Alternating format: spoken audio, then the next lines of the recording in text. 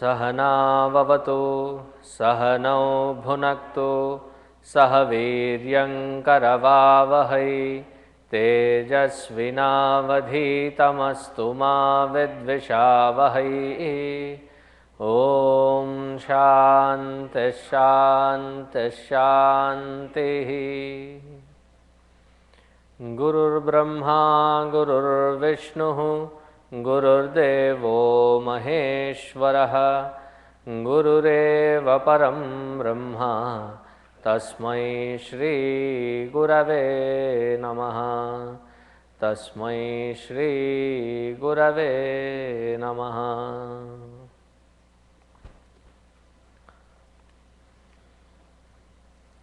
We are in the sixth Anuvaka.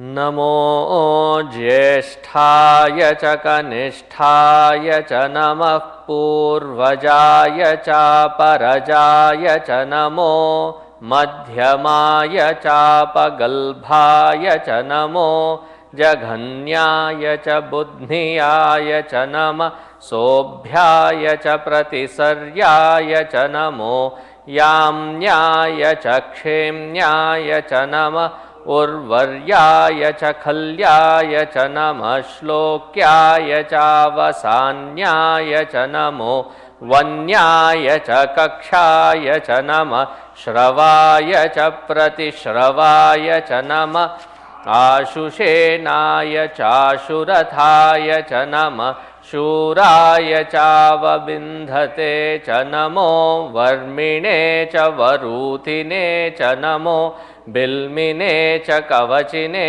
च नमः श्रुताय च श्रुतसेनाय च।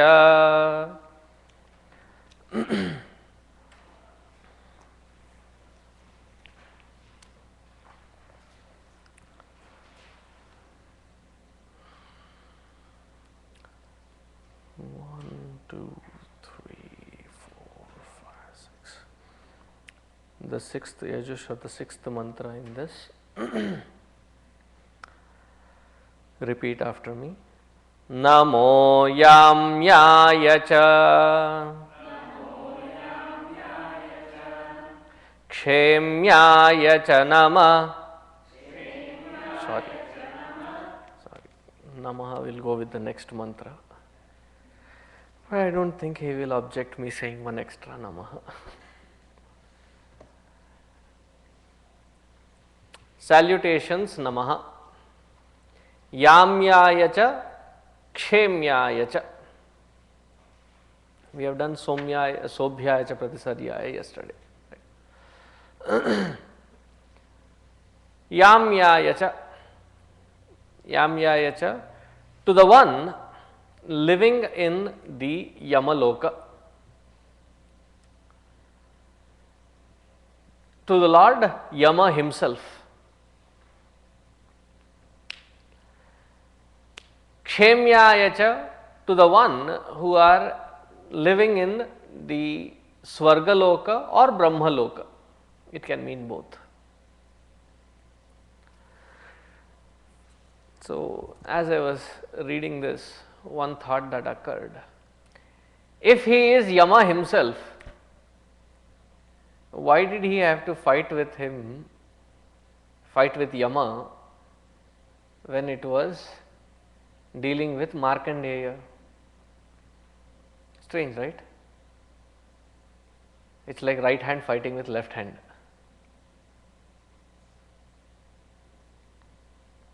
Sometimes the Lord has to portray the system and make the other devotees understand by this example the strength of devotion. That those who are devoted, that which you fear the most, that fear is also removed. Fear of death. Though on one hand it is same Lord Shiva who is expressing as Yama also. At least this mantra says so. Namaha Yamyaya cha. The one who is living in Yamaloka. So, salutations to the Lord Yama belonging to the Yamaloka. Now, Lord Yama has got a very he is the most difficult job. Why?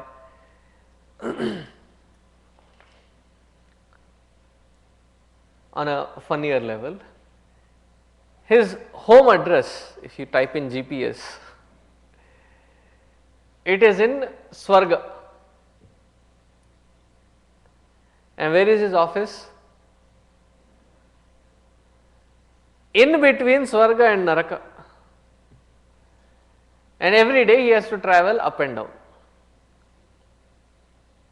Sometimes for some specific cases he has to come with his Yamabhatha, Yamadutas, he has to come down to pull that jiva up.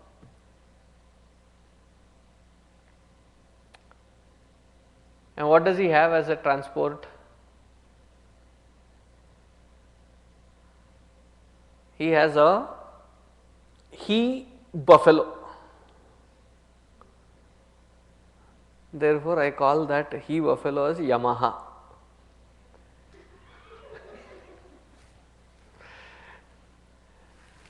That which transports Yama, Yamam Vahayati, the one which transports Yamaha. Buffalo. Ox or bull is our Nandi Bhagwan. I mean, there can be special transport, the same similar looking transportation for more than two, but here it is the he buffalo, not a she buffalo, he buffalo. Now his job is another way, difficult or our scriptures is probably the only one which treats death with such sanctity that the Lord of Death is also worship worthy.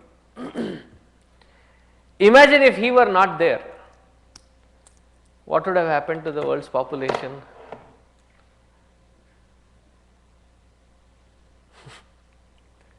I don't think the space would have been sufficient. Even if it were not expanding this way, if we were expanding all the way, now each building for each family, as new family comes in, a new floor put up. It will be strange and funny. Yama, the word itself means the one who controls.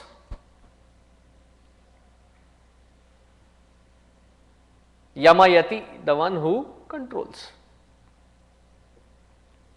So in the Hindu scriptures, Lord Yama has got a special place and he is treated with that kind of respect, because we do not see death as a final culmination, once and for all job, khatam ho gaya. It is seen as a pause, to express as something in a newer format or a better format. If what we have expressed is a better format, what were we when we were in our earlier lives? Can you imagine? If this is the state of reformed expression, what would have been us, in each one of us, wherever we were born, what would have been us? I mean, quite a difficult. So from one life to the other, the one who takes us along from this life to the next, providing that opportunity for that jiva to express in multifold formats. So death is seen as a constructive destruction. Like many places in Dallas, people are buying premium lots. They call it uptown, premium lots. The land is 10 times costlier than the building that is standing on it. So what do the people do? They pull that house down. What is it? Your house is you are destroying it. Only to reconstruct in a much beautiful, elegant manner. That which is parallel to the times that we are living in. Similarly, Lord, in every form of change, it is Yama who is putting that aspect of control. And for us, we need not fear Lord Death, because it is a part of life. As once Gurudev was asked, how do you view death? He said, another experience. As you go through your waking up to sleep, various experiences, one more experience.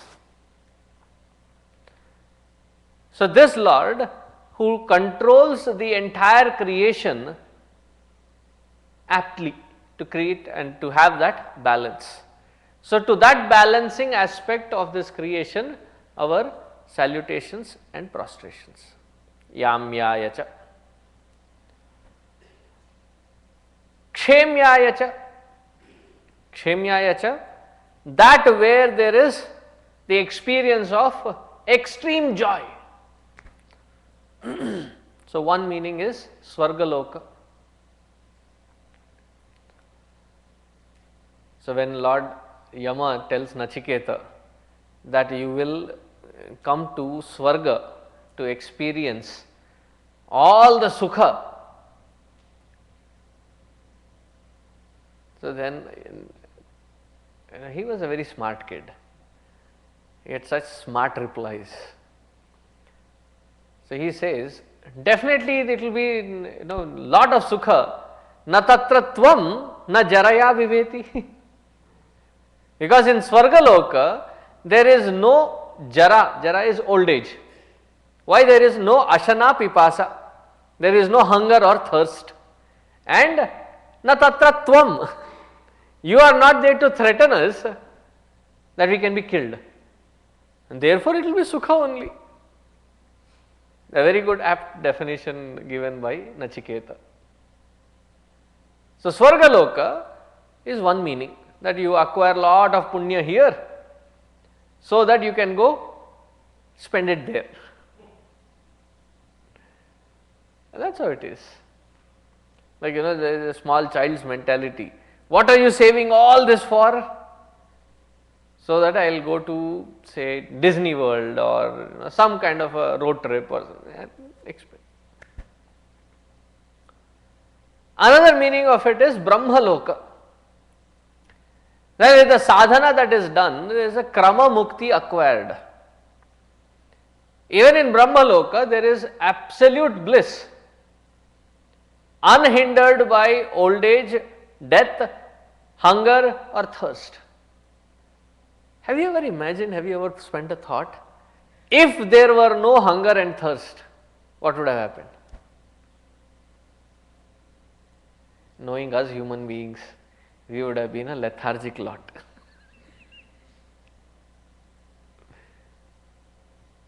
At least now that hunger and thirst pushes us off our lethargy to do some kind of activity.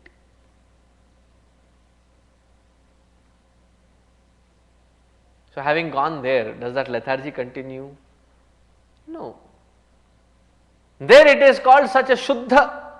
The environment is so pure that everybody in Brahmaloka is in constant meditation. Why? Who is conducting the class?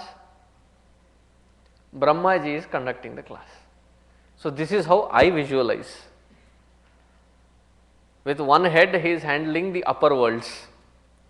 With the second head he is handling the earth. With the third head he is handling the lower worlds. Now with the fourth one, what is he doing? He is conducting meditation class. 24/7 by 365. And his days and nights are not similar to the Manushya, loka. They are much longer. And how long does he last? 100 years of Brahma. So those who reach to that Brahma loka, they are constantly absorbed in that loka. So here there is another meaning which is given. It is not just Brahmaji or Yama who have been worshipped, but all those who have gone to the Yama loka, which is the Pitru loka, and all those Siddha Purushas who have reached to Brahma loka, to both the Pitru loka, the Pitruvarya, and the Siddha Purusha, our salutations.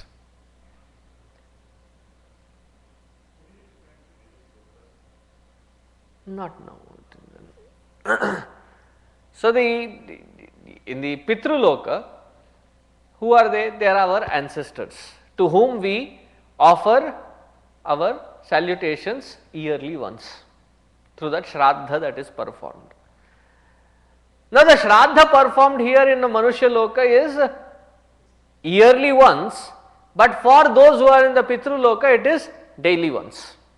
It's one day equals, their one day equals our 365 days. Imagine that long.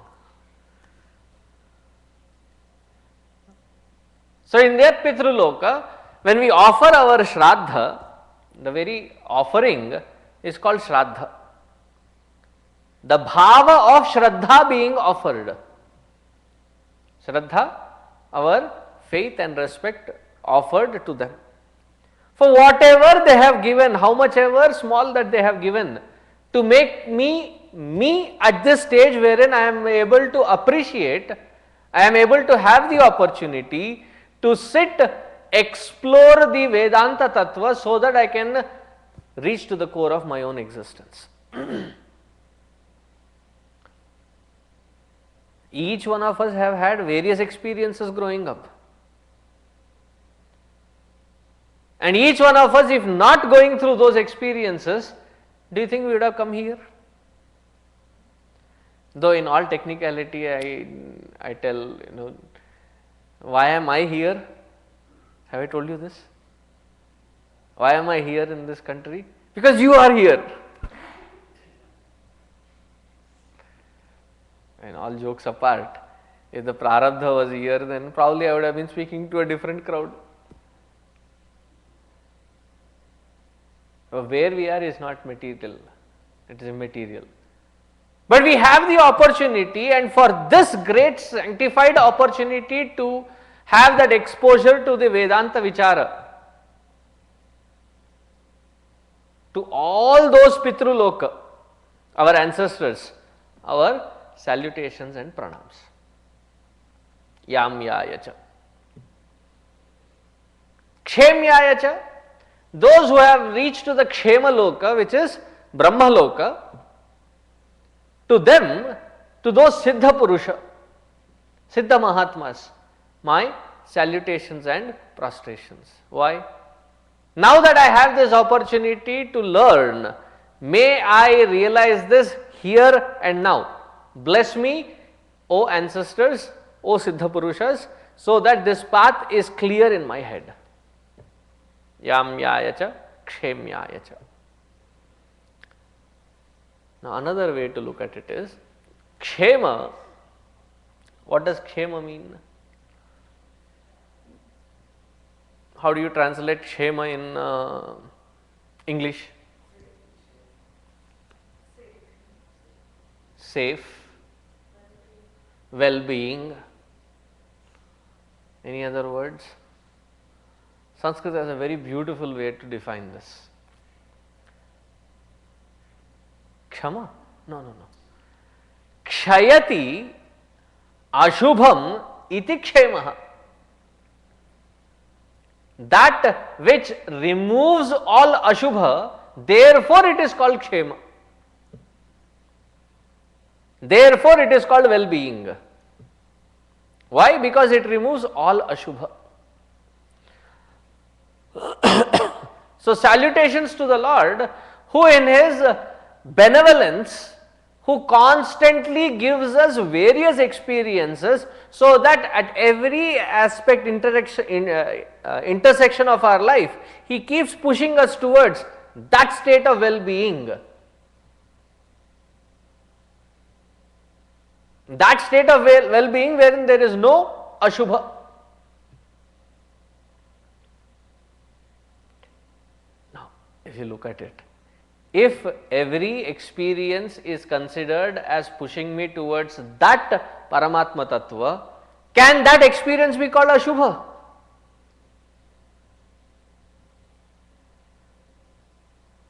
If it is taking me away from the Lord, yes, it is Ashubha. If it is taking me towards,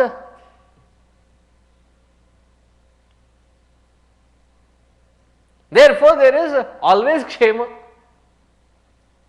So, to that Lord who is constant in that form of Kshema in our life, my prostrations and salutations. Namo Yamyaya cha Kshemyaya cha.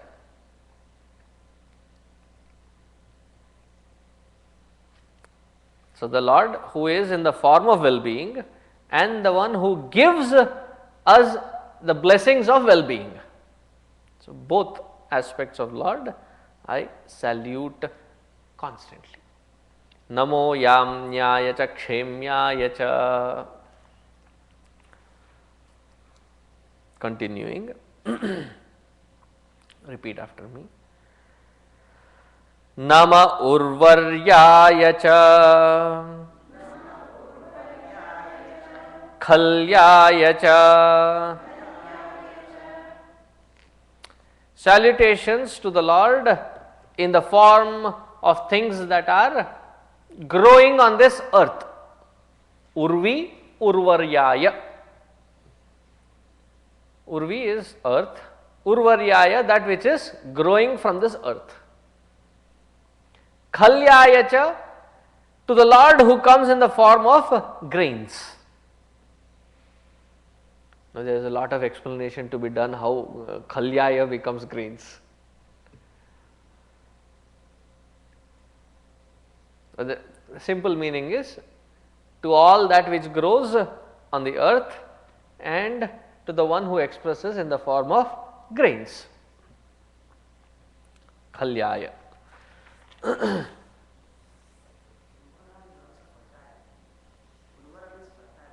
Why is it called fertile?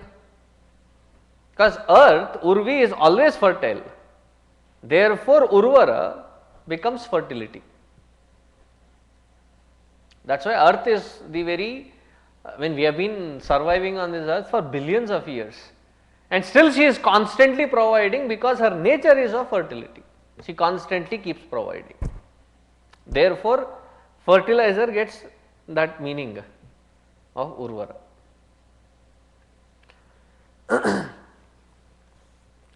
Now, what is the difference between Urvaryaya and Khalyaya? Another simple meaning is that which grows without plantation, the wild forest, that which grows wildly, all that which grows wildly. I am talking here only of plants, trees and such things. Oh, I am also wild. No, you are of a different category, we will talk later. Actually, we have already talked. Stenyaya cha. The whole Anuvaka was talking about it. Here we are specifically talking about all that which grows in the wilderness wildly without having us to plant it. That is called Urvaryaya. Khalyaya, that which is cultivated. Therefore, the root word for cultivation is Khalyaya, cultivated. I am just making it up on the fly.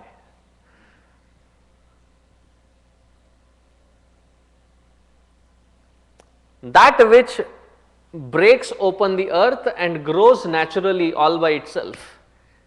Therefore, Urvaryaya, meaning all the herbs that are out in the wild, which provide sustenance and our medicines So, to all such plantation, the Lord alone is expressing, therefore, my pranams and salutations. Another meaning is,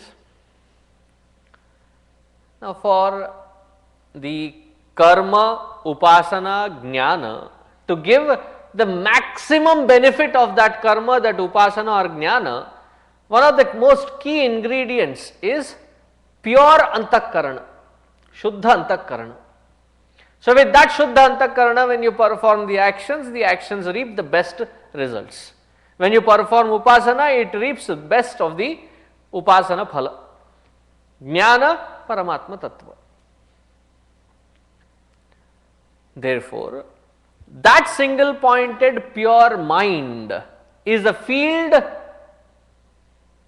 for karma, jnana, upasana to happen. So, that pure single pointed mind is also known as Urvaryaya. That where it grows naturally. So, when you say, how do I develop bhakti, how do I develop jnana, how do I develop intensity and integrity of my action, get Shuddha Antakarana. Now, once you have Shuddha Antakarana, it becomes a natural field for these to grow and grow wild. Urvaryaya. Now, Khalyaya, the reason why it is called grains, Khala or Khalihana. Now, these words mean, or even Khali, not Kali, Khali. It means separation of husk from the seed or the grain. Therefore, it is called grains, because it requires a certain separation at the end of the produce. Have you ever worked on the fields? Have you at least seen somebody work on the fields? So, for 3 months the paddy grows, and then at the end of the crop, as it starts ripening, they start cutting it up and piling it in heaps. All these heaps are collected. It is such a festivity at that time, the entire village, entire community comes in. And after it has been nicely gathered in, they pile it up. They take each pile and they thrash it. Why do they have to thrash? So that the grain along with the husk separates itself from the main plant which has been cut. That is also stored, so that it is used as fodder in rainy days or in famine or whatever conditions, it is used as fodder. So, the grain that now is collected, gathered, in earlier days they used to have a roller, a stone roller, a huge one, and then there is a fellow standing, there is a standing pivot on that, and then it is yoked to the bull, and they go around and round and round, going over that grain, paddy. It crushes the upper layer, and then they take that and then they throw it in the air. So, all the heavy grain falls and the husk goes into the other side. Both are collected. One is used as a fodder, it can be also used as to burn, to make bricks and other things, they use it. So, every part of it is used ultimately. So, the grain is separated from its husk. That separation is called Khalihana or Khala itself. Similarly, we require in that Shuddha Antakarana, Urvarya, Viveka Buddhi. What does Viveka Buddhi do? That which is required and that which is not required, that which is essential, that which is not essential, that which is necessary, that which is not necessary, it constantly separates. That sharp intellect is called Khalyaya, which is endowed with that Viveka as the sharp edge with which it constantly separates.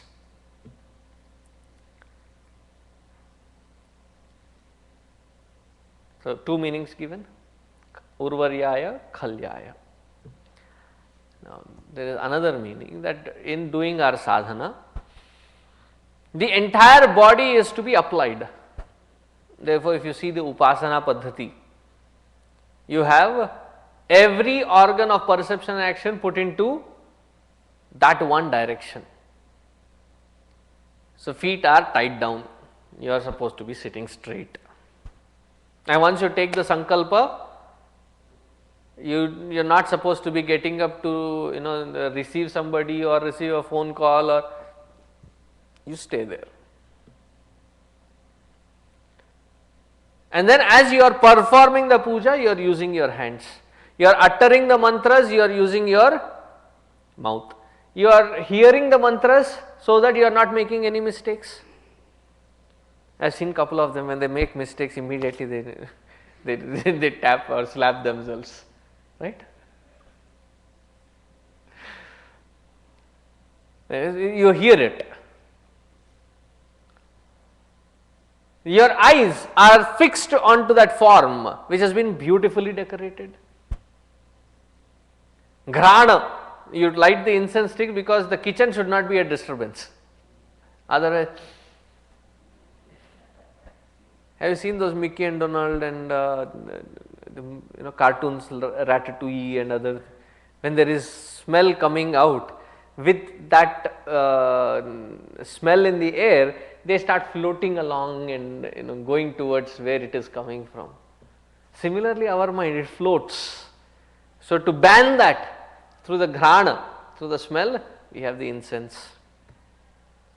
So, every aspect of our organs of perception action are put into that utility.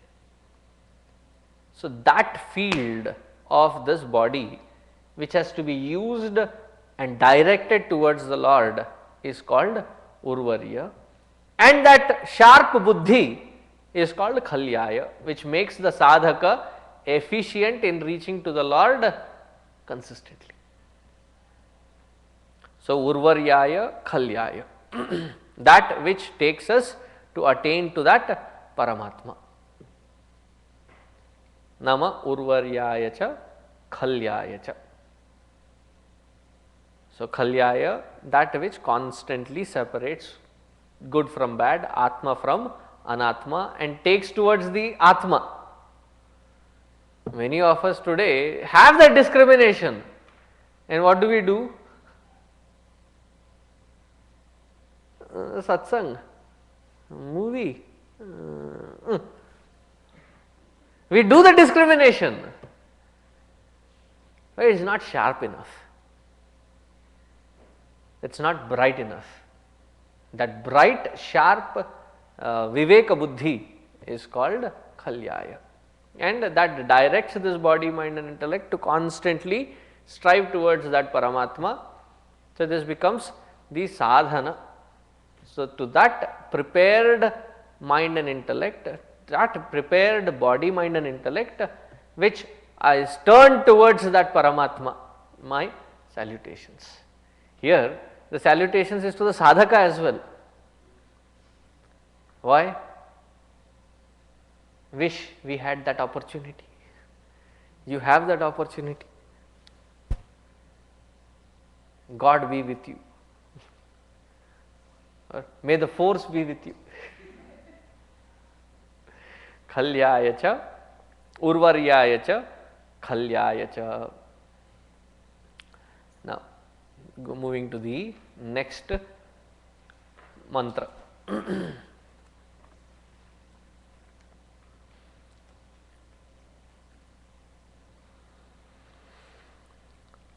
Repeat after me. Namah Shlokyaya cha Avasanyaya cha.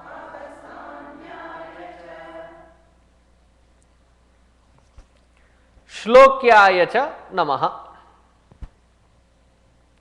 Salutations to the one who is praised in all shlokas. Also, avasana means that which is the end. Now, here talking about the end of Vedas. What is the end of the Vedas? Upanishads. So, that which is illumined, that which is pointed through the Vedanta Sara, Vedanta Vichara, that Paramatma I am saluting. That which is pointed or praised through the shlokas, that which is directly pointed as Paramatma Tattva to the Upanishads, my salutations unto that Paramatma. Now, what does shloka mean?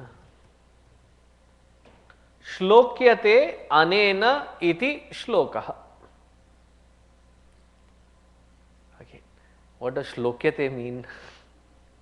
That root word, it means to praise. Why does the shloka get the word, the name shloka? That with which we praise the Lord, therefore it is called shloka. Shlokyate, praisyate, anena, by everybody. That which is worship worthy, that which is worshipped through these various praises. Therefore, it is called shloka. One meaning is here mantraha ityartaha. So, all the mantras,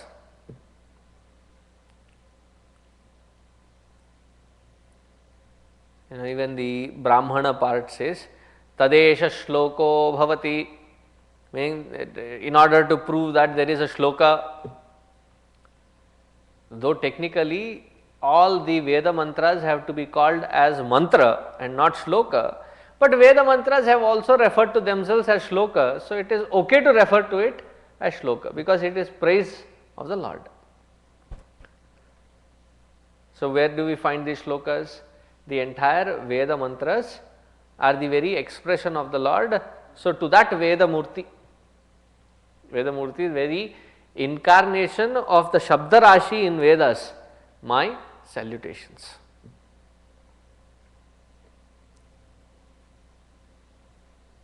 Where else do we find shlokas?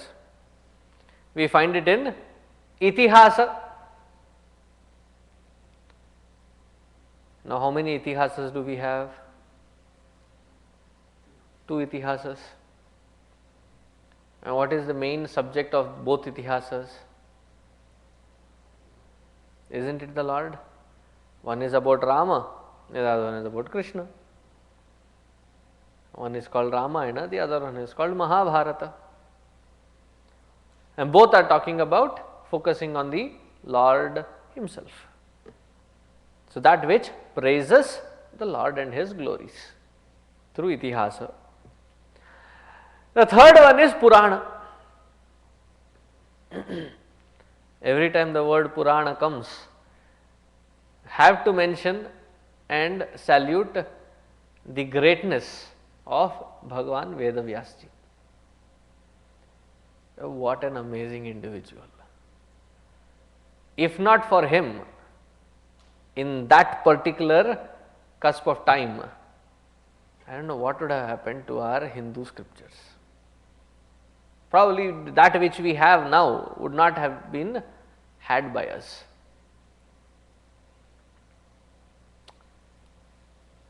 Just to get a glimpse of what all he has done. He has gathered the entire Vedic knowledge from various schools, various gurukulas, and put his students to scribe it, to put it in a written format for the first time. And I am sure he must have had one uphill task. just to bring in a little change in custom, it is not that easy. He must have definitely found it an uphill task. Then the second thing that he did was he wrote entire Mahabharata. How many shlokas does that Mahabharata have? Just only about 100,000. That's a huge work.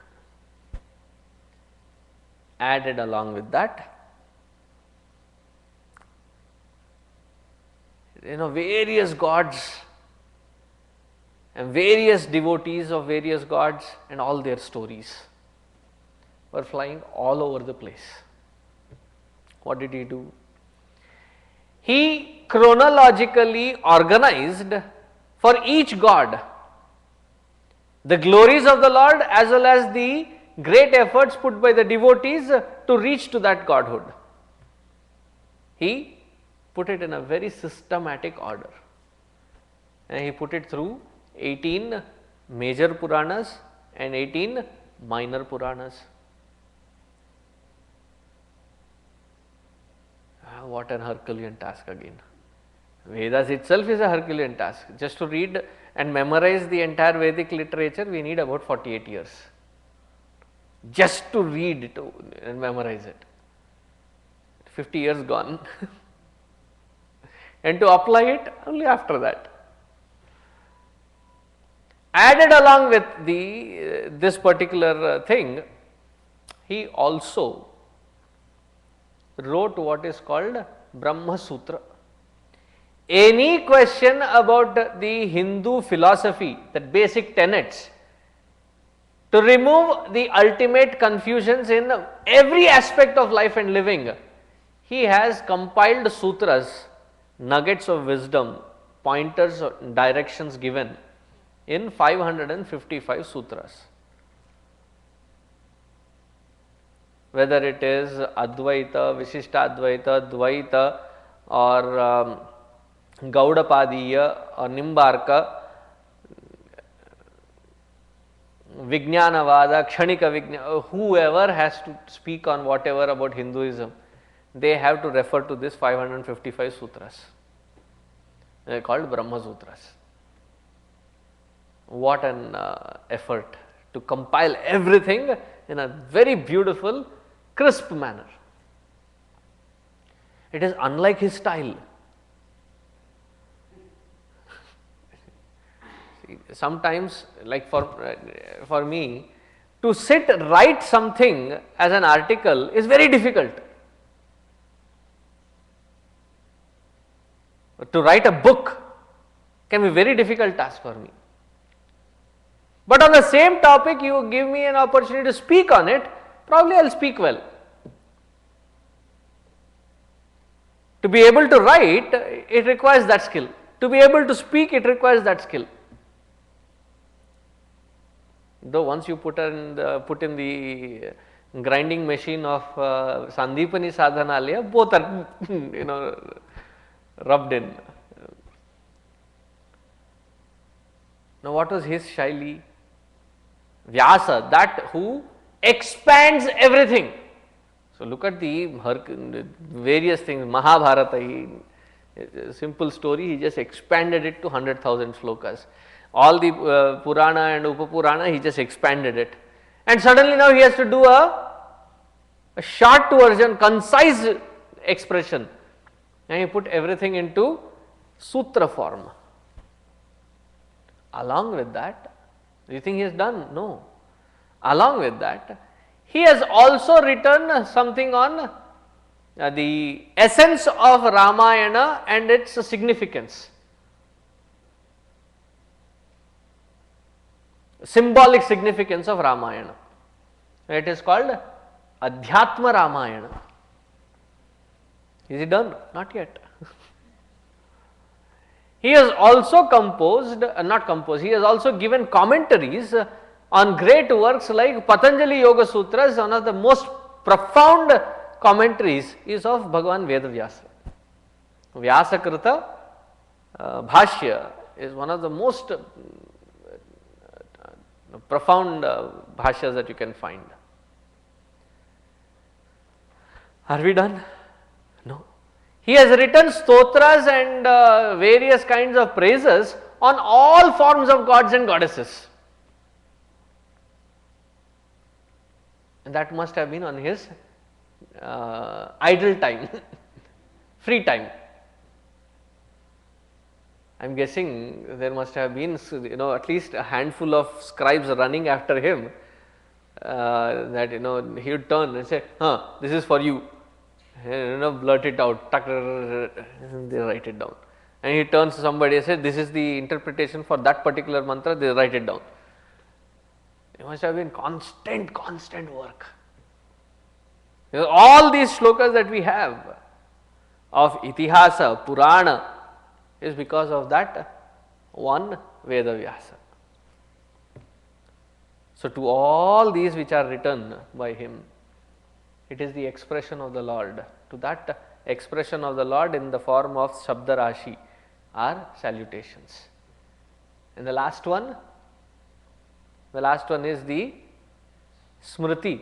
Even in the Smritis, all the do's and don'ts that have been laid out is been laid out so that when followed, we reach to that Paramatma Sthiti only.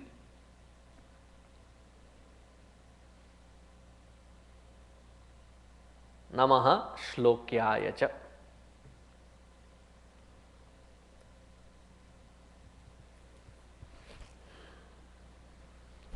They say Avasana Gati, last Gati. So, Avasana means last. Last of what? Of the Vedas. I know we have gone through this maybe in the beginning of this Rudram. It is good to remember it. How many Vedas do we have? Oh, what happened? Suddenly you are looking at it. It's in 4 Vedas. Rig Veda, Yajur Veda, Sama Veda, Atharva Veda.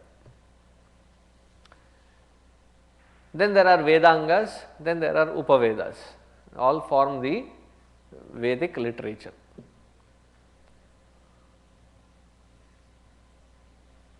If ever you get the opportunity to read the Vedas, how do you read? You have to understand the structure of Vedas. How has it been structured? So, if I take this book, so there are 4 books: Rig Veda, Yajur Veda, Sama Veda, Atharva Veda. Compiled is called Sampurna Veda. And when you take the Rig Veda, I am just giving you so that you can picturize in your mind. When you take the Rig Veda has got what do you say in the beginning? Table of contents, which gives us various chapters or various themes. Here it is not chapters, but it is various themes that it addresses. Each theme is segregated again into 4 parts. Okay, what is the theme called? There is a name for the theme as well. The theme is called Samhita. What a beautiful Samyak Hitam Karoti, that which does a comprehensive good, absolute good for humanity. Therefore, it is called Samhita. Each theme that is taken is called a Samhita. Each Samhita in turn has got 4 categories. The first category is called Mantra. The second category is called Brahmana. Third category is called Aranyaka. And the fourth one and the last one is called Upanishad. And because it is the last one, it is also known as Veda Anta, the last category of the Vedas. And probably all these rishis had the concept best for the last. What is it? Such great knowledge, it is last, it should have been first. So, what is mantra? Mantra, I call that as formula or formulae. Each theme and different formulas that can be applied in that particular theme. They are called mantra. They are called mantra bhaga. Brahmana means to find expertise in each mantra, each formula and its application, to find its utility and perfection through that mantra. That is called Brahmana. If somebody was not satisfied with that alone, you are free to go into Arani means wood or a tree. Aranya means forest. Aranyaka done in the solitude of forest or in some cave or some, you go do your tapasya, you do your penance and try to further enhance. So, if the mantra is called the graduation, Brahmana is, mantra is undergrad, Brahmana is graduation and Aranyaka is post graduation.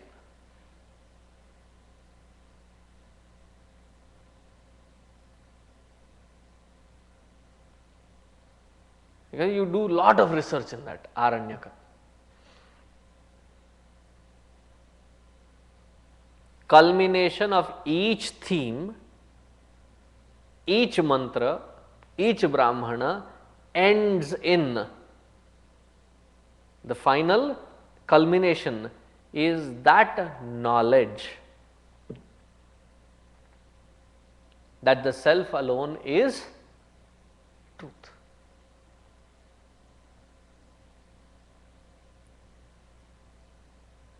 There is one particular Veda, which the Upanishad, which is called the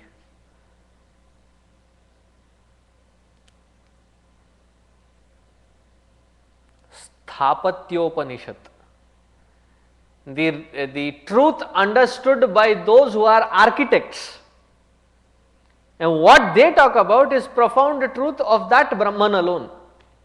So, whatever field that you are in, when you apply yourself 100% to that particular field, what should be your culminating knowledge is this truth alone, which is Vedanta. And since it is last, it is also called Avasana, and that truth which is indicated through this Avasana, therefore Avasanyayacha. And our Veda mantras themselves are said, na karmana na prajaya dhanena tyagena ike amritattvamanashuhu parena nakam nihitam guhayam vibhrajate yat yatayo vishanti vedanta vijnana sunischitarthaha sannyasa yogad yataya shuddha sattvaha te brahma lokeshu parantakale paramritat parimuchanti sarve.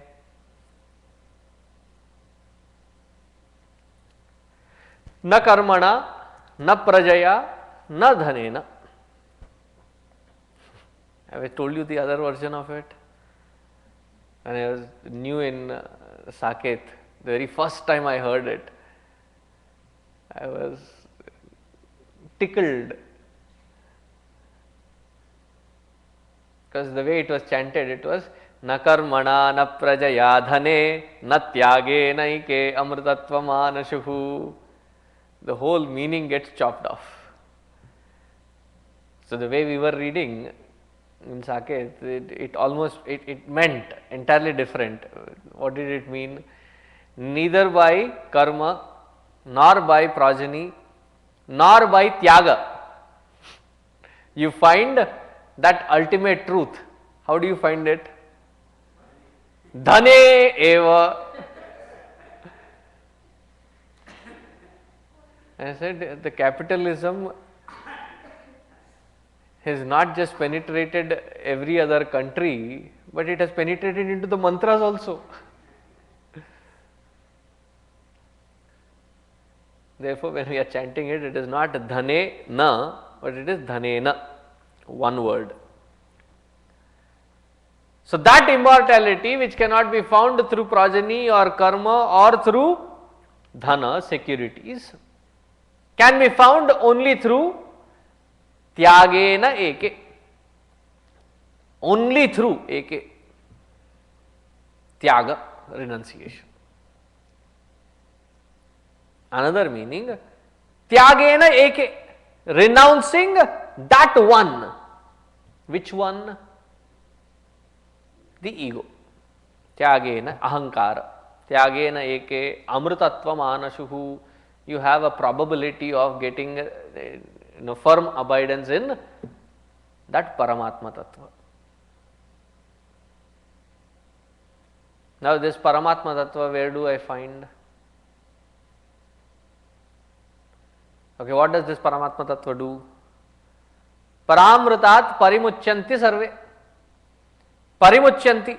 It liberates anybody who comes to that platform of this Vedanta Tattva and ready to give up ahankara. You are promised of the highest truth. Okay, if I get that highest truth, what will I get? Vyanika buddhi, right? What is Vyanika buddhi? Vyapara buddhi. What will I get? What is my return of investment? So much time, so much effort, so much dedication. Instead, I can have one cup of coffee, Anando Brahma. Right there I have. Why should I? But that Ananda is limited, then I will have a chocolate. But that Ananda is also limited, then I will listen to some good music. That is also limited, then I will go meet some friends. That Ananda is, then I will play Antakshari.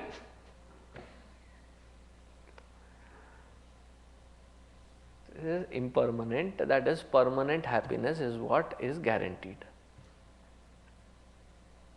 See, if permanent happiness is guaranteed, what is the method? See, that two mantras are so beautiful. It says very clearly, Vedanta Vijnana Sunischita Arthaha. Follow that which is the scriptural injunction given with such clarity. Which scripture are you talking about? Vedanta. That which is directly being shown through the Upanishadic knowledge. Now the Upanishadic knowledge, how do I come to confirm that it is the right knowledge? Sunischita arthaha. It has not been thrown at you for an experiment. There are many drugs that are released and then they require a lot of volunteers, paid volunteers, so that they can do the experiments on, what do you call it? Trial drugs. Right? Clinical trial. So, close to clinical error, clinical trial. And this is no error, no trial.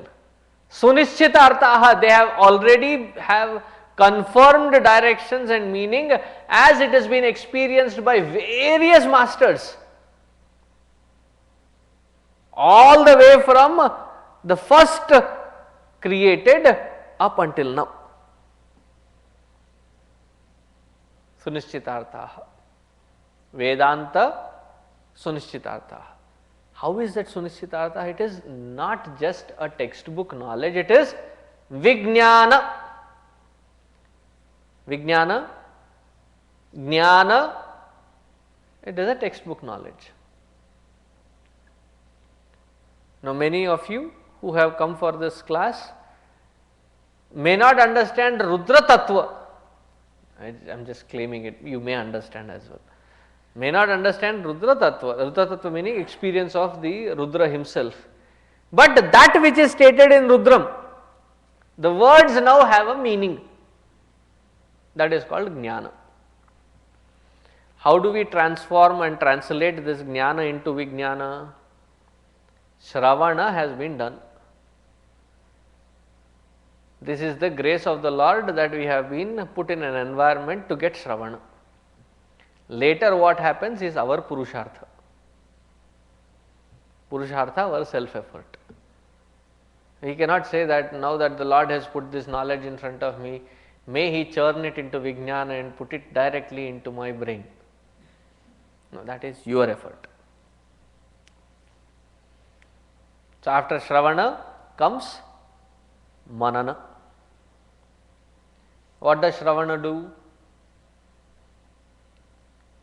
Shravana helps us develop Jnana and Bhakti. Manana helps us remove all doubts.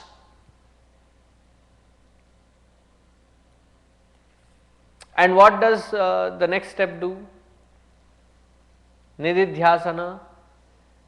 It gives us confidence. Nididhyasana gives confidence that I am on the right track. That whatever I have heard, I have churned it from various angles of processing. I take it into the world of action, apply it. Right in the first application, you may not succeed. You bring that entire data of your application back into your manana, rechurn it. Over a process of such repeated application, you will come to a point of affirmation. And I say, wow, earlier it seemed difficult, now it is so simple and straightforward. It's easy. Now those who have reached there, they say easy, they say, dear, fine, easy for you. But even for those who claim it as easy, they have reached there from where we are. That is what Sunishchitartha means. So they have gone through the Shravana, Manana, Nididhyasana, and then finally, doubtless, after having removed all doubts and having the confidence that you are on right path, fearlessly sit on the seat of meditation to abide in that which is beyond thought, word and deed, which is indeed our own true nature. Avasanyaya, that which is firmly, confirmedly given through the Upanishadic knowledge, that truth which is indicated through the Upanishadic knowledge, to that truth my salutations. Avasanya has another meaning. As a human being, as soon as we are born, we don't run towards God.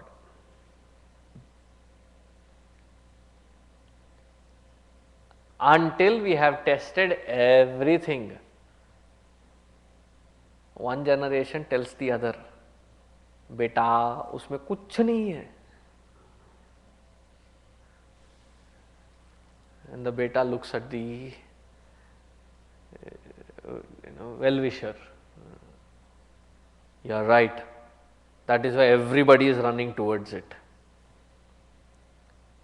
That's why I don't believe in majority rules. Do you know what we end up electing sometimes, right?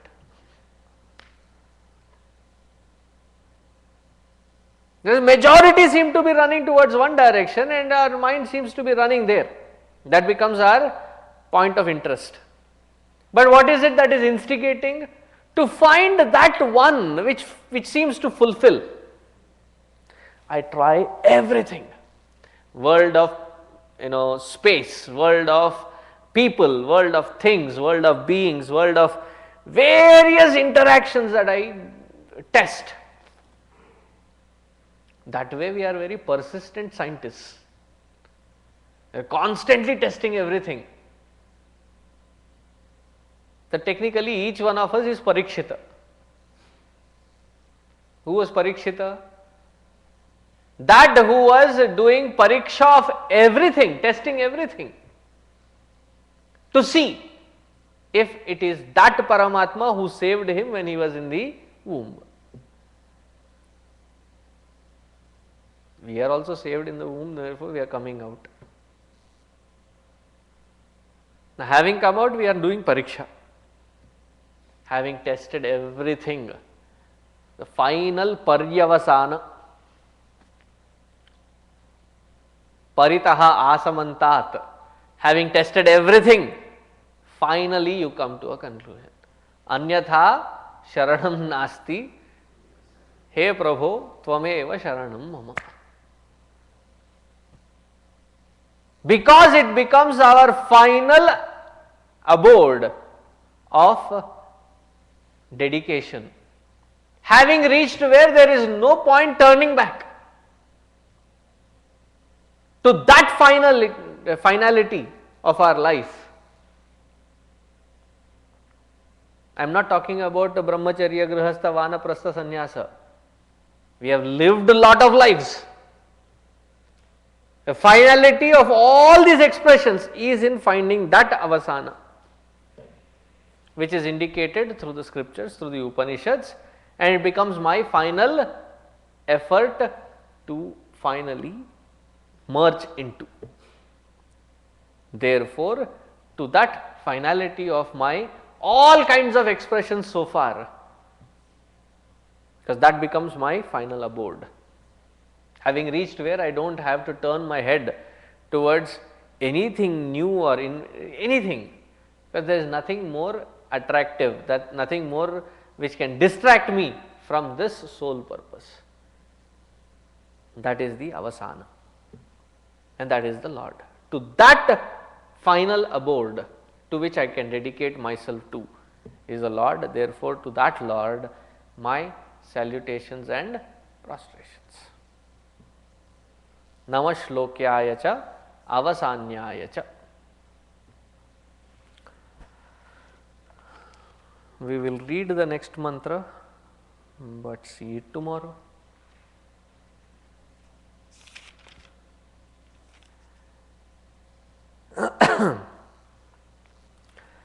Namo Vanyaya cha Kakshaya cha. So that which is in the wild, Vanyaya. That which is in a